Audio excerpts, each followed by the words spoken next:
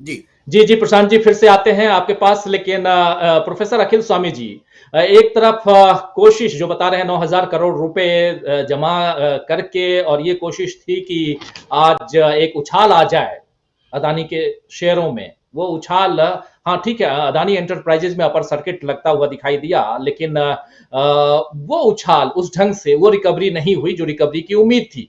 लेकिन रही सही कसर जो है वो राहुल गांधी ने कई सारे सवाल दाग करके यहां, वो जो पिछले 12-15 दिनों से अदानी साहब, जिनकी रात की नींद दिन का चैन सब बिल्कुल खो गया है पता नहीं कहां, और वो आज यहां पर और भी ऊपर से कुछ ऐसा कर गए राहुल गांधी कि अब शायद आने वाले समय में चर्चा सिर्फ और सिर्फ राहुल गांधी की होगी। और विपक्ष तो खैर है ही हमलावर, लेकिन सत्ता पक्ष, जैसा यहां प्रशांत टंडन जी कह रहे हैं कि शायद हंगामा कर सकता था, लेकिन सत्ता पक्ष कुछ नहीं कहा। और साथ साथ आसंदी पर विराजमान ओम बिरला साहब, लोकसभा अध्यक्ष, वो कह रहे थे अब ये मत कहना कि यहां बोलने नहीं दिया जाता है। क्या कहेंगे? देखिए राजीव जी, राहुल गांधी की आज की जो ये स्पीच थी, इसको सुनने से पहले मैं ये समझता था कि मैं एक बहुत अच्छा अध्यापक हूं। मैं फाइनेंशियल मैनेजमेंट पढ़ाता था, मैं एंटरप्रेन्योरशिप पढ़ाता था। लेकिन आज राहुल गांधी की स्पीच सुनने के बाद मुझे लगा कि मुझे दो लोगों को अपना गुरु बना लेना चाहिए। एक अडानी जी को अपना गुरु बना लेना चाहिए, एक अरविंद केजरीवाल को अपना गुरु बना लेना चाहिए। अरविंद केजरीवाल ने एक फर्जी आंदोलन की आड़ में जो आरएसएस द्वारा किया गया आंदोलन था, कांग्रेस को बदनाम करके और 8 साल के अंदर राज्य सरकार में 2 बार शासन की कुर्सी संभाली, उनको अपना गुरु बनाना चाहिए। और अडानी जी को यह बनाना चाहिए कि वो व्यक्ति जिसका कोई खानदानी बिजनेस नहीं था, जिसके घर में एंटरप्रेन्योरशिप का कोई बैकग्राउंड नहीं था, लेकिन किस प्रकार से राजनीतिक पकड़ को, राजनीतिक गठजोड़ को, पैसे के दुरुपयोग को किस प्रकार से उपयोग करके वो आदमी दूसरे नंबर का पूंजीपति बन गया। तो मुझे अडानी जी को अपना, क्योंकि मैं अपने शिष्यों को भी पढ़ाता रहा, ईमानदारी से बिजनेस करना, अपने बुद्धि का उपयोग करना, ये राजनीतिक गठजोड़ और ये पैसे का और नंबर 2 के पैसे का उपयोग मत करना। कभी कभी किसी शेल कंपनी की बात मत सोचना, हवाले की बात मत सोचना, क्योंकि मनी लॉन्ड्रिंग में ईडी तुमको पकड़ लेगा। अब मुझे लगता है कि ऐसा कुछ नहीं है, मनी लॉन्ड्रिंग भी होगी, सब कुछ होगा। राहुल गांधी की बात से एक और बात समझ में आई राजीव जी, हम लोग, ये बिल्कुल नेचुरल सिद्धांत है, जब भी कोई बिड करता है, जब भी टेंडर फ्लोट होता है, उसमें एक होता है टेक्निकल बिड, एक होता है financial bid. Financial bid important होती है, लेकिन असली मुद्दा होता है टेक्निकल बिड का। मैं फाइनेंस का प्रोफेसर हूं और प्रोफेसर रविकांत जो है साहित्य के प्रोफेसर हैं।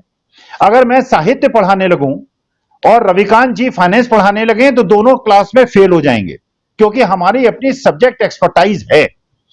तो जब मेरी टेक्निकल बिड नहीं, जब मेरी टेक्निकल कॉम्पिटेंस नहीं है, जिस चीज में मेरी कोई टेक्निकल नॉलेज नहीं है, उस चीज में अगर मैं घुस जाऊंगा, तो इसका मतलब यह है कि जो पुरानी परंपराएं थी कि टेक्निकल बिड होती है, फाइनेंशियल बिड होती है, पिछले 7-8 दिन से एक ऐसा नैरेटिव बनाया जा रहा था राजीव जी कि अडानी जी का मतलब है देश पे हमला, अडानी जी पे हमला हो रहा है, इसका माने देश पे हमला हो रहा है। अरे योगी आदित्यनाथ ने उत्तर प्रदेश में उनके पावर प्रोजेक्ट्स के टेंडर को कैंसिल कर दिया, तो क्या योगी आदित्यनाथ भारतवर्ष पे अटैक कर रहे हैं? वो देश विरोधी हो गए? अब भक्तों को यह बताना पड़ेगा, योगी आदित्यनाथ क्या देश विरोधी हो गए? तो देखिए, वास्तविकता में राहुल गांधी की बात से बहुत स्पष्ट बात समझ में आती है कि एक होता है सिद्धांतों की राजनीति और एक होता है नंबर 2 के पैसे की राजनीति। और ये जो शेयर मार्केट में उछाल की बात है, मैंने पहले भी निवेदन किया था। देखिए, वास्तविकता में शेयर का असली मायने तब पता चलता है जबकि फ्री फ्लोटिंग स्टॉक्स मार्केट में बहुत ज्यादा हों। फ्री फ्लोटिंग स्टॉक्स का मतलब वो जो कि बड़ी बड़ी इंस्टीट्यूशंस के पास ना हो, एफडीआई के पास ना हो, फॉरेन इंस्टीट्यूशन इन्वेस्टर्स के पास ना हो, म्यूचुअल फंड्स के पास ना हो, क्योंकि ये जो बड़े बड़े इंस्टीट्यूशंस हैं नॉर्मली अपने शेयर्स को मार्केट में नहीं बेचते, या जो प्रोमोटर्स के पास ना हो। छोटे निवेशकों के पास अगर बड़ा समूह होगा और उनके अंदर बहुत ज्यादा शेयर्स का लेन देन होगा, तब तो शेयर मार्केट के उतार चढ़ाव का कोई मतलब है। लेकिन जो आरोप है, जो हिंडनबर्ग का आरोप है, देखिए अभी तक तो हिंडनबर्ग की बात हो रही थी, सिटी बैंक की बात हो रही थी, स्टैंडर्ड चार्टर्ड की बात हो रही थी, अब बात हो रही है फोर्ब्स की। फोर्ब्स ने जो अपनी रिपोर्ट में कहा, ये इंटरनेशनल एजेंसीज हैं, फोर्ब्स ने कहा है कि एंकर इन्वेस्टर का नाम लेके जो एफपीओ में पैसा लगाया गया, वो पैसा भी बेनामी पैसा था, वो भी हवाला का पैसा था। तो ईडी को बिल्कुल जागरूक हो जाना चाहिए, क्योंकि फोर्ब जो है ये इंटरनेशनल एजेंसी है।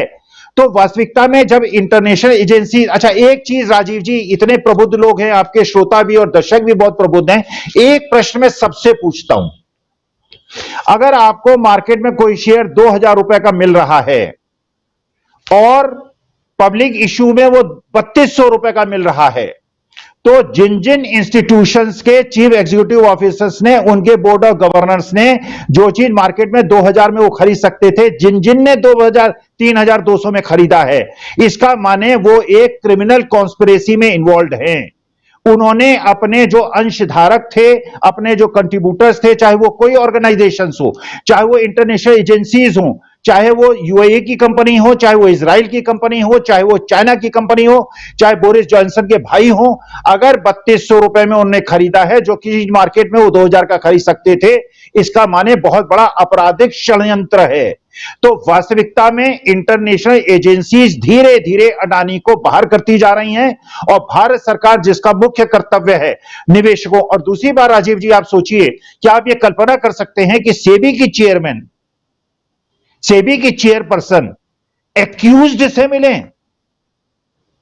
एक्यूज्ड को क्या इतना अधिकार है कि चेयरपर्सन जो रेगुलेटर है उसके चेयरपर्सन से मीटिंग करे? क्या यह संभव है? क्या यह संभव है कि रेगुलेटर की जो विजिलेंस कमेटी है उसका मेंबर उसका सगा समधी हो?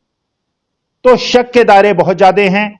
देश की प्रतिष्ठा को, देश की अस्मिता को, देश की गौरव को बरकरार रखने के लिए आवश्यक है कि तुरंत जांच हो। इंटरनेशनल एजेंसीज बहुत तेजी से, बहुत बारीकी से हिंदुस्तान को देख रही हैं। मेरे देश की प्रतिष्ठा दांव पे है राजीव जी, इसलिए राहुल गांधी ने जो आज कहा है, तुरंत जांच हो, निष्पक्ष जांच हो, नहीं तो भारतवर्ष में आप उसको नहीं छिपा पाएंगे। पूरा विश्व हमारे महान देश को बिल्कुल वस्त्र रहित कर देगा राजीव जी। जी बिल्कुल। प्रोफेसर रविकांत जी, किस रूप में आप राहुल गांधी के इस भाषण को देखते हैं? और ये सीधा हमला आप देखिए तो पूरा का पूरा 1 घंटे का भाषण फोकस्ड ऑन अदानी और मोदी जी रिलेशन, तो ये जो दोनों के रिलेशन पे था। और जैसा प्रोफेसर अखिल स्वामी जी और उनसे पहले प्रशांत टंडन जी कह रहे थे कि राहुल गांधी ने परत दर परत खोल करके रख दिया है जनता के बीच। आने वाले समय में हम हो सकता है कि और इस पर बातें सुने, देखें, और इस पर एक चर्चा हम आने वाले समय में हो सकता है कि कई चर्चाएं सुनेंगे। लेकिन किस रूप में आप देखते हैं राहुल गांधी का ये भाषण? सोची